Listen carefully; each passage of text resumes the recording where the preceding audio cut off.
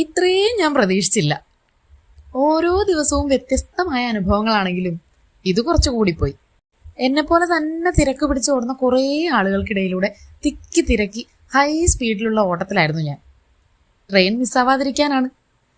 എൻ്റെ എതിരെ വന്നൊരു സ്ത്രീ. മാനസികമായ ആരോഗ്യ പ്രശ്നങ്ങൾ ഉണ്ടെന്ന് തോന്നിക്കും. എന്നെ പാസ് ചെയ്തു പോകുന്ന കറക്റ്റ് സമയത്ത് അവരെൻ്റെ നേരെ തിരിഞ്ഞ് നീട്ടി വലിച്ചൊരറ്റ തൂപ്പൽ. ഓട്ടം നിന്നു. ദേഷ്യത്തിൽ തിരിഞ്ഞു നോക്കിയപ്പോൾ അവരിതാ എന്തൊക്കെയോ പുലമ്പിക്കൊണ്ട് നടന്നു പോകുന്നു. ഒരു കണക്കിന് ഓട്ടത്തിലായിരുന്നത് നന്നായി. കാറ്റിൽ പറന്ന് സംഗതി അധികമൊന്നും ദേഹത്തായില്ല.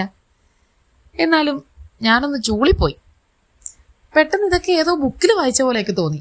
ഞാൻ അവരെ ഒച്ചത്തിൽ വിളിക്കുന്നതും അവരെന്നെ അടിക്കാൻ ഓടിയെടുക്കുന്നതും ഒക്കെ എൻ്റെ കണ്ണിലൂടെ മിന്നി മറഞ്ഞു പോയി. എന്തിനാ വെറുതെ? വേണ്ട, ആലോചിച്ച് നിൽക്കാൻ സമയവുമില്ല. ഷോള് കൊണ്ട് ദേഹം മുഴുവൻ തുടച്ചുകൊണ്ട് ഞാൻ പിന്നെയും നടന്നു. ചമ്മല് മാറ്റാൻ ഉടനെ ഫോൺ എടുത്ത് അനിയത്തിക്ക് മെസ്സേജ് അയച്ചു.